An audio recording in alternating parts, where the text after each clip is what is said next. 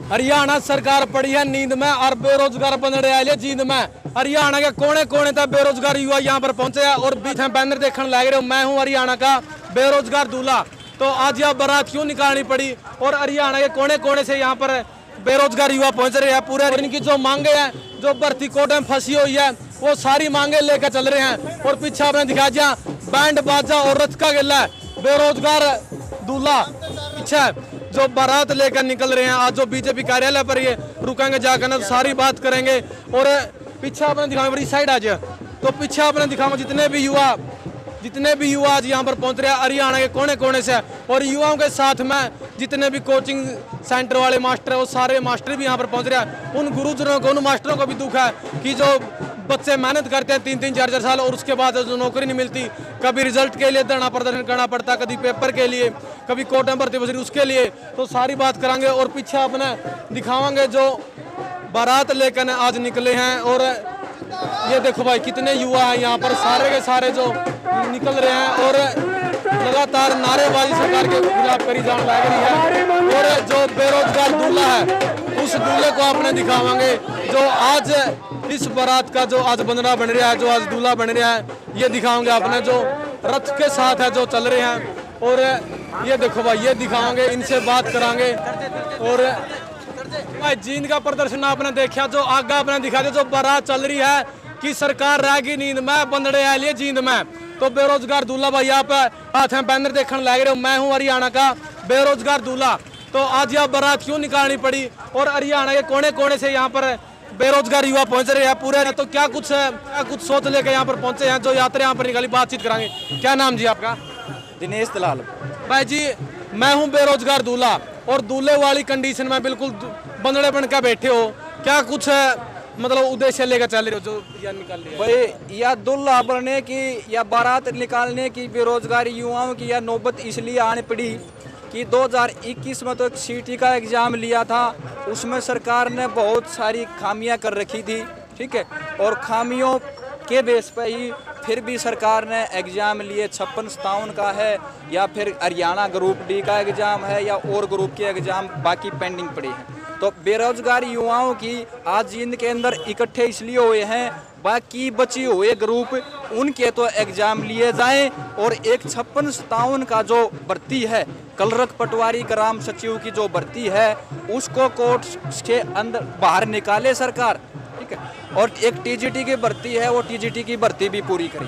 मतलब युवाओं को उम्मीद थी कि सरकार भर्ती कराएगी, युवाओं को उम्मीद थी। तो 2014 का जो 2019 का इलेक्शन हुआ, उस उम्मीद के ही बलबूते, उस उम्मीद पे ही युवा बच्चों ने 2019 में इनको विधानसभा और लोकसभा पहुंचाने का काम किया था, ठीक है। लेकिन युवाओं को ये था कि चुनाव तक सरकार भर्तियां लेकर जाओगी, लेकिन चुनाव भी आ गए हैं, लेकिन भर्तियां भी कोर्ट में फंसी हुई है। वो भर्तियां पहुंचाने का जो मामला था कि लोकसभा तक पहुंचाने का, उससे पहले सरकार ने जो वादे करे थे अपने माननीय मनोहर लाल जी ने कि 31 दिसंबर तक हम 60,000 भर्तियां पूरी कर लेंगे, वो एक खोखला वादा था, वो झूठा वादा था। बेरोजगार युवाओं को बहकाया गया था। 2024 का इलेक्शन से पहले ये कोई न कोई ऐसा विरोध प्रदर्शन नहीं करेंगे, ठीक है। और यहाँ जींद की धरती में हजारों युवाओं इकट्ठे हुए हैं और जींद की धरती पर सरकार की नींद खोलने का काम करेगी ये हमारा रैली। तो फिलहाल जो अंबेडकर चौक तक ये यात्रा पहुंच गया और बीजेपी कार्यालय तक ये यात्रा जाएगी। जो युवाओं के सपने दिखाए थे कि भर्तियां जो पूरी करी जाओगी, लेकिन जो बंदड़ा बनने के सपने दिखाए गए थे वो कहीं ना कहीं अधूरे दिखते रहने लग रहे हैं। और अभी है भाई जो यहाँ पर जो भाई 1 मिनट कुंडी लग रही है, कुंडी में जाकर दूल्हा तो वही सोना जो करा जावा है। और अंबेडकर चौक पर जो यहाँ पर आशीर्वाद लेने के लिए बंदड़ा पहुंच गया, दूल्हा पहुंच गया है। और उसके बाद जो बीजेपी कार्यालय पर ये बारात लेकर जाएंगे।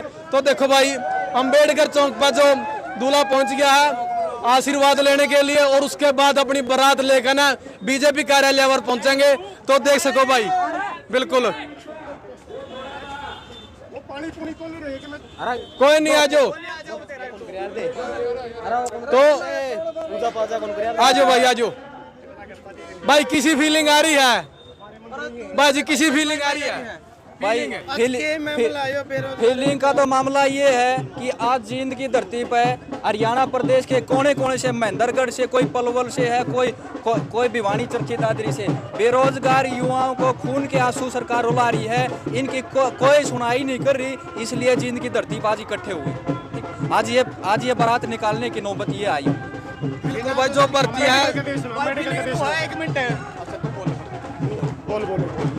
आज जो डॉक्टर हमारे बाबा साहेब डॉक्टर अंबेडकर हैं, हमने इसकी दो पूजा करी है, ठीक है। बाबा साहेब अंबेडकर ने संविधान को बनाया था, पढ़े लिखे युवाओं के लिए एक दिशा देने का काम करा था, संविधान निर्माता, ठीक है। आज सरकार क्या कर रही है, पढ़े लिखे बच्चों के साथ तो अन्याय कर रही है, ऊपर से संविधान में भी, संविधान के बाबा साहेब अंबेडकर की आत्मा को ठेस पहुंचती है कि संविधान में भी ऐसे बदलाव किए जा रहे हैं, ठीक है। लेकिन मंदिरों में जाते तो पूजा करने के लिए, आप बाबा साहब के चौक पर बाबा साहब की प्रतिमा के सामने आए हो। देखो बाबा साहेब अंबेडकर की प्रतिमा पर ऐसे आए हैं कि एक पढ़े लिखे युवा को एक रास्ता दिखाने का काम करा था बाबा साहेब अंबेडकर ने, कि युवा पढ़ेगा, बेरोजगार युवा पढ़ेगा तो तभी इस देश का उत्थान हो। सरकार का क्या है, सरकार का मैं बता दूं आपको, सरकार का सिर्फ ध्यान मंदिर बनाने के लिए है, ठीक है। शिक्षा के लिए, स्कूल खोलने के लिए सरकार का कोई ध्यान नहीं है, ठीक। मंदिर बना दिए, जय श्री राम जय श्री राम। इस देश का, इस प्रदेश का उत्थान जय श्री राम के नारे लगाने से नहीं होता। इस देश का उत्थान है किसी घर का समृद्धि जब ही आएगी जब उस परिवार का बच्चा पढ़ेगा, स्कूल खोले जाएंगे, जब समृद्धि आएगी। लेकिन लोगों की आस्था है, मंदिरों में भी आस्था है लोगों की। आस्था की बात ऐसी है, सभी को आस्था रखनी चाहिए, मंदिर अपनी जगह है, लेकिन देश का विकास करना है तो उसके साथ साथ स्कूल भी खोलने पड़ेंगे, ठीक है। अकेले मंदिर बनाने से ये देश नहीं चलता।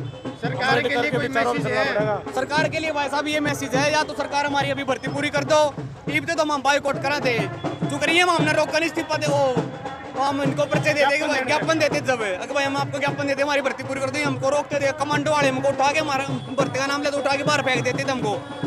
सरकार को मैसेज वो है, दुष्यंत और चाहे खट्टर और चाहे श्रेणी आ रहा है वो, या तो हमारी भर्ती पूरी कर दो, जो कर हमने ये बार भगाओ अंदर गाँव महीने पड़े सीधी ठाका जोड़ में भगाओ, या फिर इनकी कोई भी हानि होगी, किसी चीज़ की भी ये खुद जिम्मेवार होंगे, इस गाँव हमारे वोट मांगना ना चाहिए, ये सीधा संदेश है भाई सरकार है। और एक और बात बता दें आपको, हमें 31 दिसंबर तक माननीय मनोहर लाल जी ने जो संकल्प लिया है, ठीक है, आज जींद की इस धरती पर युवा बच्चों ने संकल्प ले लिया है कि आप गांव में आओगे और युवा बच्चे आपसे सवाल जवाब करेंगे, क्या आपने 2019 से 24 तक कोई भर्ती करी है?